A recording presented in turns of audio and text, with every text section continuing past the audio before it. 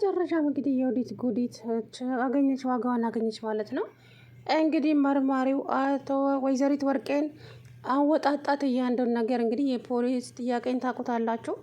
መስቀልያ ጥያቄ ነው የሚጠይቁትና እንግዲህ ወይዘሮ ወርቄ እውነታውን ከታሰርሽ አንቺ ከተጠያቂነት ትድኛለሽ፣ እውነታውን የማትናገሪ ከሆነ ግን ትታሰራለሽ ብሎ ሲያስፈራራት እንግዲህ ልጄ በጣም ክፉና ጨካኝ አረመኔ ናት ከምታስባት በላይ። ወንዶሰንን የጨፈጨፈችው እሷ ናት ጫካ ውስጥ ወስዳ። አዎ ወንዶሰንን የደበደበችው እሷ የወዲት ነው። እንደገና የእሷ ክፋት በዚህ ብቻ የሚለካ አይደለም። ሌላም ሰርታለች ሲላት፣ አዎ ምን ያልሰራቸውን ነገር ጠይቀኝ እንጂ ያልሰራችውን ነገር ብጠይቀኝ አይሻልም? መርማሪ ክፉ ናት። ምን እስቲ ምን አደረገች? የሚያውቁትን ንገሩኝ፣ ግድ የሉትም ግን አታሳስረኝም አይደለም? በፍጹም እውነታውን ከተናገሩ እርሶ ለምን አሳስራለሁ? ከዛ በኋላ እንግዲህ ወይዘሮ ወርቄ የባሏን እናት ለመግደል የባሏን እናት ትደበድባለች፣ ትመታታለች። በዛ ላይ እሷን ለመግደል መድኃኒት እየሰጠቻት ስታሰቃያት ኖራለች። እንግዲህ የዓለም ንግግር አሁን እዚህ ጋር እውነት ይሆናል። ዓለም ተዋሻለች ብሎ ነበረ። ዓለም ነግረዋለች ሁሉንም ነገር። የወዲት ማለት አሁንም እሷ ነች እንደዚህ ያደረገችው ባሏል። ከዚህ በፊትም የባሏን እናት ስታሰቃይ በጣም ስታሰቃያት እኔ ቪዲዮ ቀርጬ ያንን ቪዲዮ እጄ ላይ ስታየው አሳገተችኝ። ያ ያገተኝ ሰው ደግሞ ቪዲዮውን ተቀበለኝና በ23 ሚሊዮን ብር እየተደራደራቸው ይገኛል። ስለዚህ የወዲት በጣም ክፉና ጨካኝ ሰው ነች ብላ ነግረው ነበር። እንግዲህ ትናንትናም የወዲት እናት እንግዲህ ወይዘሮ ወርቄ ስትነግረው በጣም ተገረመ ማለት ነው። ከዛ በኋላ ወይዘሮ ወርቄ አሁን ጥያቄዎትን ጨርሻለሁ። አሁን አንድ ነገር እንዲተባበሩኝ ይፈልጋለሁ። ምን? የወዲት እዚህ ቤት እንድትመጣ አድርጉ። እንዴት? የት አግኝቻት? ልጄ ስልኮት ላይ ትደውላለች፣ አይታወቅም። ግን ስትደውሉለት ብቻዬን ነኝ ነይ በላት። ከዛ በኋላ እንግዲህ እነሱ አውርተው ሳይጨርሱ ደወለች ማለት ነው። ከዛም የማዬ እንዴት ነሽ? ደህና ነኝ ልጄ፣ ጠፍተሽ ነው አለው። የት ነው ያለሽው? ቤት ነኝ። ብቻሽን ነሽ? አዎ። እንግዲህ የወዲት ሰከም ብላ ስትመጣ እንግዲህ መርማሪው ተደብቆ ነበረ፣ ቀብ አደረጋት ማለት ነው። ፀሐይና አለምም እንግዲህ ወይ አለም እንዴት እንዳሳቀችኝ ትላንትና። ቅናት ነው እንዲያለች። አንዳንድ ጊዜ ለሰዎች የምንመክራቸው ነገሮች በክፋት የሚታዩ ይመስላልና ያው ነገር ሲደርስባት ነው ሰውየው እውነቷን ነበር እንዴ የሚለው። ግን ደግሞ በሰው ፍቅር መሀል መግባትም ጥሩ አይደለም። ማለትም ያ ሰው ይሆነኛል ብሎ ከሄደ ምንም ማድረግ አይቻልም። እና አለም ደግሞ አስቻለው እንግዲህ ከዚህ በፊት በጣም ይጠላታል፣ በጣም ያንቋሽሻታል ብቻ ምናምን ነገር እና ያንን ነገር ቂም በውስጧ ስለያዘች ብቻ አስቻለው በጣም መጥፎ ሰው ነው። የወዲት ወንድም ሆኖ እንዴት ላንቺ ጥሩ ሊሆን ይችላል? ቆይ ላንቺ መጥፎ ከሆነ ለእኔ እንዴት መጥፎ ሊሆን ይችላል? ይወደኛል፣ እወደዋለሁ። ከዛ በኋላ እንግዲህ ፀሐይ አየቻትና ቅናት ነው አይደለ? በጣም ስለ ቀናት እኮ ነው። አንቺን ስለማይወድሽ እኔን ስለወደደኝ አሁን ቀንተሽ ነው እንደዚህ የምትሆኘው። ልጃትማ እኔ አለም ቀልቼ ነው? አዎ ቀንተሽ ነው፣ ያስታውቅብሻል እኮ። ለመደበቅ አትሞክሪ። አንድ ሁለት ሲባባሉ እንግዲህ ሁለቱ ተጣሉ ማለት ነው። ፀሐይም እያለቀሰች እንግዲህ አስቻለው ጋር ደውላ ቤት እንዲፈልግላት አደረገች። ከዛም መጣች አለም። እኔ ጋር ትሆን ምን ልታደርጋት እንደሆነ አላውቅም። አስቻለውን የሚያስጠላ መድኃኒት ልሰጣት ይሆን እንዴ? ይዛት ወደ ራሷ ተመልሳለች ማለት ነው። አስቻለውም ግን ይወዳታል። እንግዲህ እሱን የውስጡን ፈጣሪ ነው የሚያውቀው። ወይዘሮ ወርቄ ግን ትናንት በጣም አሳቀችኝ ማለት ነው እውነት ለመናገር እና እንግዲህ ያ እንትና ጸጋዬ ማለት ነው ከመርማሪው ጋር ተነጋግሮ ነበረ። 23 ሚሊዮን ብር ተደራድሬባቸዋለሁ። ቪዲዮውን ቤቱንም የሚሸጡት ለዛ ነው። ስለዚህ 23 ሚሊዮን ብር ለምንድን ነው እየጠየካቸው ሲለው አማቷን ለመግደል የያዘችው ቪዲዮ ነበረ። ያንን ቪዲዮ ደግሞ እጄ ላይ ገብቷል። እንዴት እጅ ላይ ሊገባ ቻለ? ልጅቷ የዛ ቤት ሰራተኛ የወንድዬ ቤት ሰራተኛ የወዲትን የባሏን እናት ስትመርዝ ቪዲዮ ቀርጻት ነበር። ያንን ነገር ስላወቀችባት እንዳገታት ነገረችኝ። ከዛ ማገትኳት። ከዛ በኋላ ስልኩን ተቀበልኳት። ስልኩ ውስጥ ያለውን ነገር ግን በፍጹም ማመን አቃተኝ። ከዛ በኋላ እችን አለምን ለቀኳትና እነሱን አገትኳቸው። በዛም በ23 ሚሊዮን ብር ተደረደርኩኝ። አለዛ ሶሻል ሚዲያ ላይ ወይም ለፖሊስ አሳልፌ እሰጣለሁ ስል ፈራሁ። በዛ ስንደራደር ነው አሁን አንተ የመጣኸው። ስለዚህ አሁን አንተ አንድ ነገር እንድተባበረኝ እፈልጋለሁ።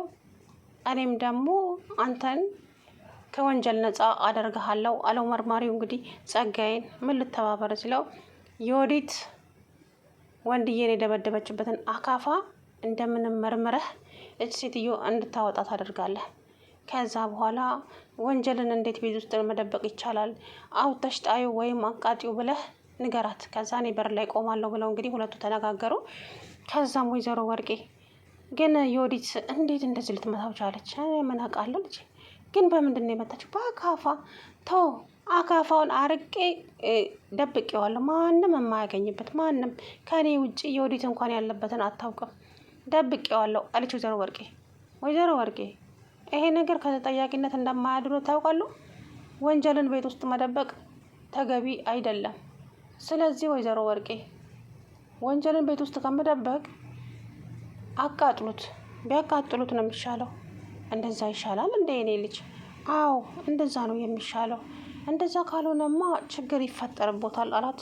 ወዲት እንግዲህ ሳትወድ በግዷ በቁጥጥር ስር ውላለች ማለት ነው። እንግዲህ እናቷ አሳልፋ ሰጥታታለች። ወንጀለኛ መደበቅ ተገቢ አይደለም።